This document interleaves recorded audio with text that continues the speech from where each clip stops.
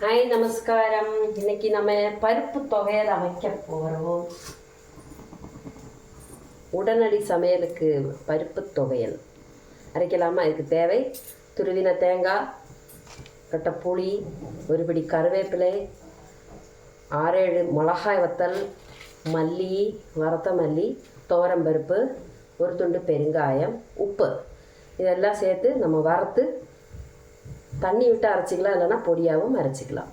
இதுதான் பருப்பு தொகை. செய்யலாமா?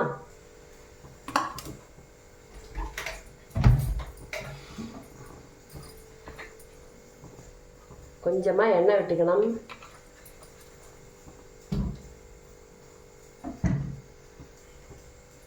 ஃபஸ்ட்டு காயம் போட்டு பொரிச்சு எடுத்துக்கலாம்.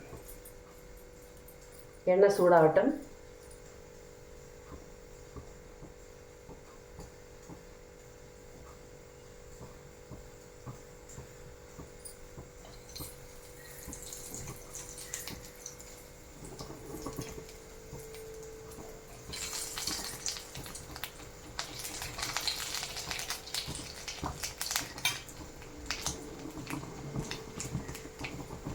பருப்பு தொகையில் சாதாரண பூண்டும் வச்சு அரைக்கிறது உண்டு கிராமத்தில். நான் இன்றைக்கி பெருங்காயம் யூஸ் பண்ணி அரைக்க போகிறேன்.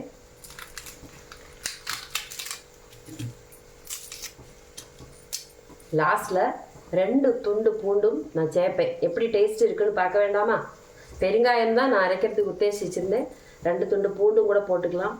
பூண்டு வறுத்து பொடிக்கும்போது நல்ல ஒரு ஸ்மெல் கிடைக்கும்.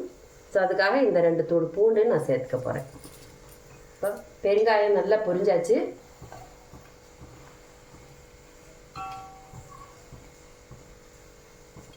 நெக்ஸ்ட்டு துவரம்பருப்பு போட்டுக்கலாம்.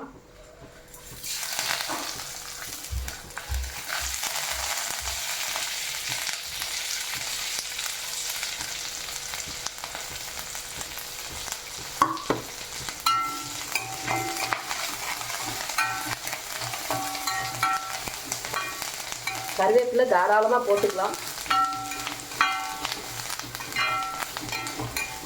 கருவேப்பிலை நல்ல வாசனை கொடுக்கும். பருப்பு கொஞ்சம் செவக்கணும்.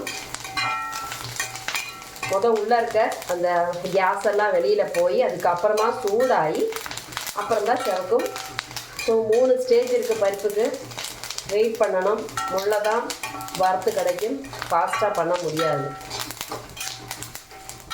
எண்ணெய் விட்டுருக்கோம், தேவையான எண்ணெய் விட்டுருக்கோம். வரமிளகாய், கருவேப்பிலை, துவரம்பருப்பு, ஒரு பெரிய இவ்வளோ பெரிய டேபிள் ஸ்பூனில் 1 ஸ்பூன் பருப்பு துவரம்பருப்பு எடுத்திருக்கேன். மல்லி 1 டேபிள் ஸ்பூன் மல்லியும் எடுத்திருக்கேன். மல்லி நல்ல வாசனையாக இருக்கும்.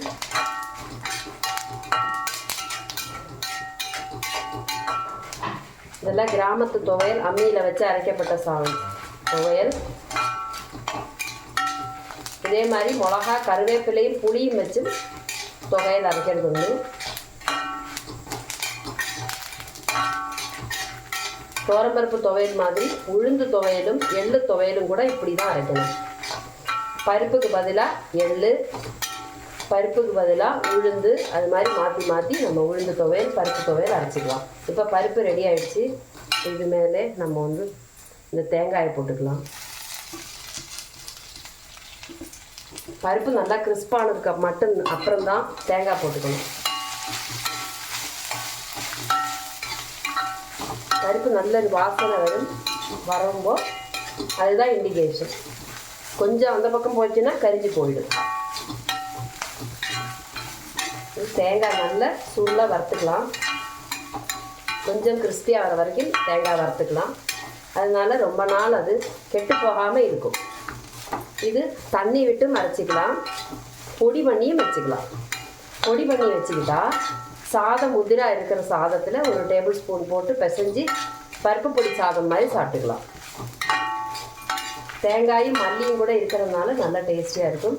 இதில் கொஞ்சமாக மிளகுத்தூள் போட்டுக்கலாம். இது என்னோட ரெசிபி, மிளகுத்தூள்.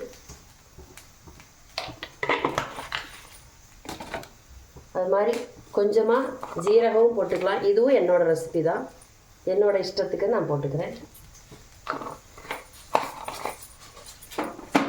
மிளகு சீரகம் சேர்த்துக்கிட்டால் நல்ல ஒரு ரசத்தோட ஸ்மெல் வரும். மொத்தத்தில் ஒரு சாம்பாருக்குள்ள வரவு இதாகும். சாதாரண நம்ம சாம்பாருக்கு வர ஸ்டவ் ஆஃப் பண்ணியாச்சு,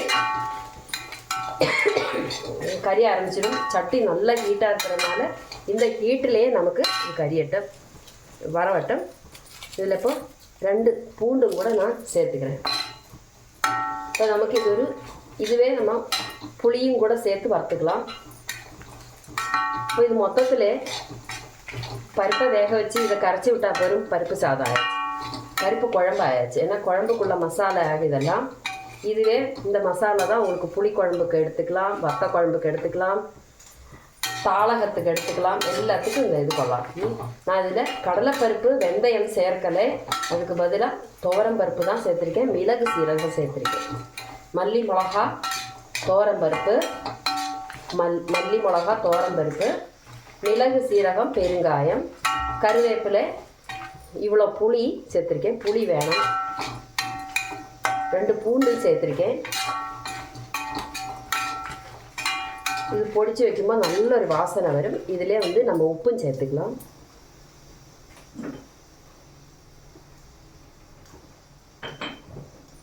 தேவையான உப்பு சேர்த்துக்கிறேன். உப்பு கொஞ்சம் கம்மியாகவே போட்டுக்கலாம், அப்புறம் தேவையான ஆட் பண்ணிக்கலாம். ஒரே முட்டா உப்பை போட்டால் சிலப்பம் வாயில் வைக்க முடியாமல் ஆகிடும். அதனால் உப்பு எப்போவுமே பாதி போட்டுட்டு அதுக்கப்புறம் பத்தலைன்னா 2ஆமே போட்டுக்கலாம். நம்ம வரவு இங்கே ரெடி ஆயாச்சு, பூண்டு போட்டாச்சு, புளி உப்பெல்லாம் போட்டாச்சு. இது கொஞ்சம் நேரம் நம்ம ஆற வைக்கணும். ஆற வச்சுட்டு நல்லா பொடி பண்ணிக்கலாம்.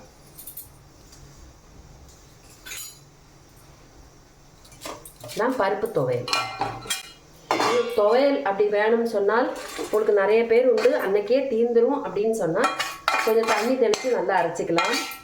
இல்லை ரொம்ப நாள் நான் ஒரே ஒரு ஆள் தான் இருக்கேன், இத்தனையும் குவான்டிட்டி எனக்கு தீராது அப்படின்னு சொன்னால் இதை பொடி பண்ணி வச்சுக்கலாம். லைட்டாக சர்க்கரையை சேர்த்து பொடி பண்ணி வச்சுக்கலாம். இதுக்கு அந்த சம்மந்தி பொடின்னு சொல்லி கேரளாவில் சொல்லுவாள். சம்மந்தி பொடியில் உளுந்தும் கடலைப்பருப்பும் சேர்த்துப்பா. நம்ம இதில் துவரம்பருப்பு ஃப்ளேவர் கொண்டு வந்திருக்கோம். துவரைப்பருப்பு ஸ்பெஷல் துவையல், அதனால துவரம்பருப்பு தான் இதோட ஹீரோ. இதில் உளுந்து கடலைப்பருப்பு எல்லாம் கூட சேர்த்து ஜங்க் ஆக்கக்கூடாது. ஏன்னா இதெல்லாம் ஓரோ ஃப்ளேவர். இப்போ உளுந்து துவையல் அப்படின்னா உளுந்து போட்டுக்கலாம், சாம்பாருக்குன்னா கடலைப்பருப்பு போட்டுக்கலாம். இது துவரம்பருப்பு துவையல் ஆனதுனால நான் துவரம்பருப்பு பருப்பில் ஒரே ஒரு பருப்பு தான் நான் சேர்த்துருக்கேன், துவரம்பருப்பு. பாக்கி தேங்காய் தேங்காய், மல்லி, மிளகாய் இதெல்லாம் காமன். பூண்டும் சேர்த்துருக்கேன், காயமும் சேர்த்துருக்கேன். இது எல்லாமே உடம்புக்கு ரொம்ப ரொம்ப நல்லது. இது பொடி பண்ணி நம்ம நல்லா காய வச்சுட்டு டப்பாவில் வச்சுட்டோம், 2 சர்க்கரையும் கூட போட்டு வச்சுட்டோம்னா ஒரு 1 வீக்கு சுகமாக சாப்பிடலாம். சாதத்தில் நல்லா ஒரு டேபிள் ஸ்பூன் போட்டு நல்லா விரவி எடுத்து இப்போ இந்த குக்கரில் வந்துட்டுனா 1 நாழி அரிசியும் 1 டேபிள் ஸ்பூன் நெய், கொஞ்சம் மிளகு, உப்பு எல்லாம் சேர்த்து 3 கிளாஸ் தண்ணி வச்சு குக்கரில் வச்சுருக்கேன். இந்த சாதம் வெந்து உதிரானதுக்கப்புறம் வேறு பேசனில் போட்டு நல்லா ஆற வச்சுட்டு இந்த பொடியில் 1 டேபிள் ஸ்பூன் போட்டு மிக்ஸ் பண்ணினா பருப்பு பொடி சாதம் ரெடி. நம்ம பருப்பு பொடி என்ன கலரில் இருக்குதுன்னு பாருங்கள், சாக்லேட் கேக்கு கலரில் இருக்குது. இதில் பூண்டு வாசனை கமகமன்னு வரும், கருவேப்பிலையும் நல்ல வாசனை வருது, துவரம்பருப்பு வாசனை வருது. ஒரு துண்டு சர்க்கரை போட்டிருக்கேன். புளி இவ்வளோ புளி வேணால் போட்டுக்கலாம், இல்லாட்டி கம்மியாகவும் பண்ணிக்கலாம். பாதி புளி எடுத்து வேணால் மாற்றி வச்சுக்கோங்க, புளி வேணுமானா போட்டுக்கலாம். இல்லைன்னா ரொம்ப டேஸ்டியாக இருக்கும். இது மாதிரி சாதத்தில் போட்டு விரவி